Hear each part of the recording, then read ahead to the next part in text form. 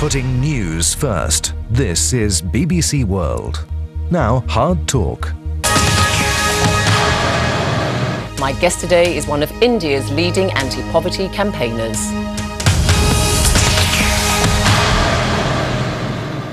Babu Mathew, welcome to Hard Talk. By and large, would you say that economic globalisation is a good or bad thing for the poor in India? I think it's difficult to make a sweeping generalization. Globalization of the variety that we are now witnessing is certainly doing a lot of damage to the poor.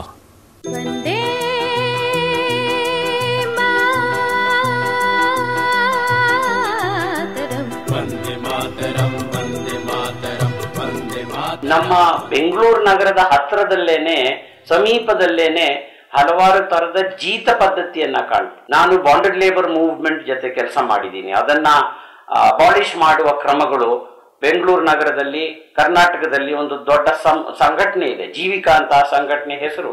ಅವರ ಜೊತೆ ನಾನು ಕಳೆದ 30-40 ವರ್ಷಗಳಿಂದ ನನ್ನ ಸಂಬಂಧ ಇದೆ. So we are people who fight for child rights. Child rights ಅಲ್ಲಿ juvenile justice ಅಂಶ ಇದೆ, ಎಜುಕೇಶನ್ ನ ಅಂಶ ಇದೆ, ಮತ್ತೆ ನ್ಯೂಟ್ರಿಷನ್ ನ ಅಂಶ ಇದೆ.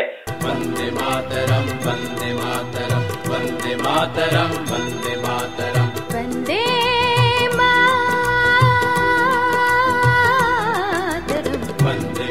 In India, we must remember that huge sections of the population are excluded, and that includes the Dalits, that includes the tribals, that includes the Muslims, that includes the urban poor, that includes women, that includes children, that includes persons with disabilities. All these are excluded sections of our population. If you bring them all together, they run into more than 70% of our population. So they are not some peripheral group.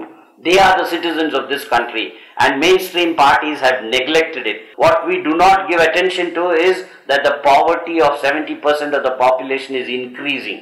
They are deprived of all their rights. They are not full-fledged citizens of India. They get their citizenship right only once in 5 years in order to cast a vote. After they have casted a vote, a corrupt party takes over, and then they don't listen to the citizens.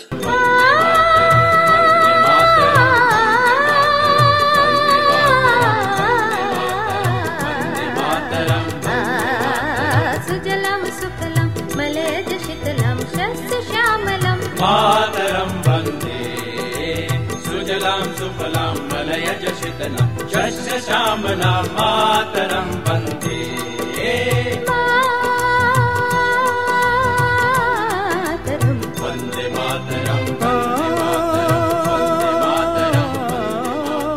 You should have the right to education. You should have the right to have a proper meal at least once a day. You should have the right to proper nutrition for your children. You should have the right to get drinking water. You should have the right to housing. You should have the right to a clean environment. All that is denied to the overwhelming majority of Indians.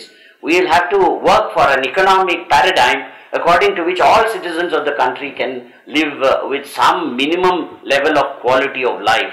We should have untied funds that is made available at the village level and at the municipality level, so that people can use all these budgetary allocations in order to meet the most important needs of society. I am happy to mention that in every walk of life there are honest people in India, in the judiciary, in the legislature, in the administration, among the IAS, among the IPS. At every level there are honest people. Even in a village there is an honest school teacher, there is an honest panchayat leader, there is an elderly person who is honest, there are women who are honest, but the corrupt people are oppressing them. We will have to liberate ordinary people from these corrupt leaders and give an opportunity to honest citizens of India. And they come forward, then they can transform this country. It's April 17th, the day of the voting. On that day, all of you must come out. Please come out of your houses, call your friends, think about the future of this country, and I am sure you will have no doubts as to which is the party that represents the future of India. Please vote for Aam Aadmi Party and make sure that you cast a vote in a manner in which Aam Aadmi Party will win this election. Thank you.